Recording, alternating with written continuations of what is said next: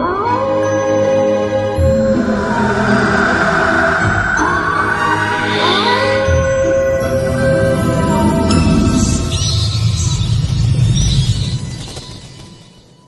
में आप सबने देखा कि शहर में एक अबैंडन्ड रेलवे स्टेशन था। उस रेलवे स्टेशन का इतिहास बहुत खौफनाक था। जो भी उस रेलवे स्टेशन में रात के समय जाने की हिम्मत करता था वो कभी वापस नहीं आता था। ऐसे ही शहर का एक लड़का जिसका नाम समीर था, वो इन सब बातों को मजाक मान लेता है और उस रेलवे स्टेशन में रात के समय चला जाता है। समीर के साथ दिल दहला देने वाली घटना हुई और अब समीर भी लापता हो चुका था। अब आगे समीर की बहन समीर की तलाश में रेलवे स्टेशन पहुंच जाती है। जैसे ही वो स्टेशन के पास पहुंची, उसकी सांसें रुक गई। वहां वही घना अंधेरा और सन्नाटा था, लेकिन उसके दिल में एक अजीब सा साहस था। उसने टॉर्च जलाकर चारों ओर देखा। सब कुछ वैसा ही था जैसे समीर ने बताया था। पुरानी रेल पटरियां, धुंध भरा माहौल और स्टेशन का बुरा हाल। जैसे ही निया ने पटरियों के पास कदम रखा, उसे एक अनजानी सी आवाज सुनाई दी। निया, तुम भी आ गई। यह वही आवाज थी जो समीर के गायब होने पर सुनाई दी थी। निया ने डरते हुए देखा कि एक आकृति उसके सामने खड़ी थी। वही औरत जिसके बारे में समीर ने उसे बताया था। तुम्हारे भाई ने यहाँ से भागने की कोशिश की थी, औरत बोली, लेकिन अब वह हमारे साथ है।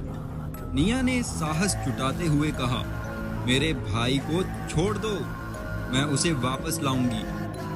औरत की आंखों में एक चमक थी। तुम्हें यहाँ रहना होगा, नहीं तो तुम भी खो जाओगी। निया ने खिड़की से झांक कर देखा।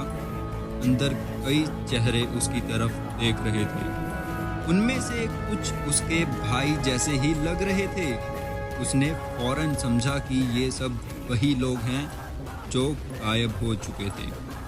उसने अपनी टॉर्च की रोशनी को बढ़ाते हुए कहा, मैं तुम्हें अपने भाई को लेके जाने नहीं दूंगी। जैसे ही उस औरत ने एक कदम बढ़ाया, निया ने दौड़ने का फैसला किया, लेकिन पटरियों पर उसका पैर फिसल गया और वो गिर पड़ी। उसी पल उसे एहसास हुआ कि चारों ओर से कोई उसे घेरने की कोशिश कर रहा था। अब तुम हमारी तरह हो, औरत ने कहा। उसकी आवाज में एक अजीब सा आनंद था।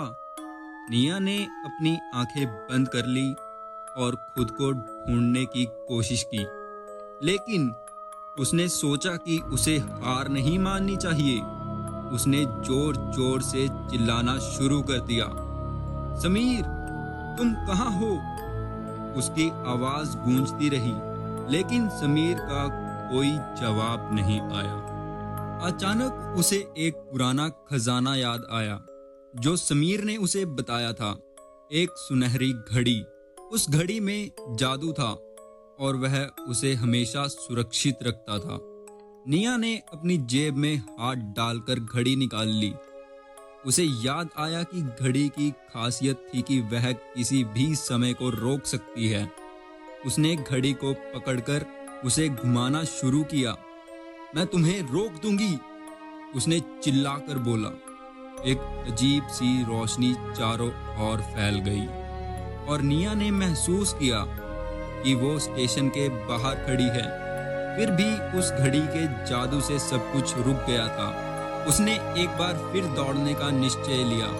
अब निया सीधे उस औरत की ओर बढ़ने लगती है। तुम हमें नहीं रोक सकती, औरत ने चिल्लाया। लेकिन निया ने घड़ी को और तेजी से घुमाना शुरू कर दिया। अचानक एक तेज आंधी आई और सब कुछ धुंध में गायब हो गया। जब निया की आंखें खुली तो उसने पाया कि वो अपने घर के बाहर बेहोशी की हालत में पड़ी थी और अगले दिन निया के भाई की लाश उसी स्टेशन के बाहर पड़ी मिलती है।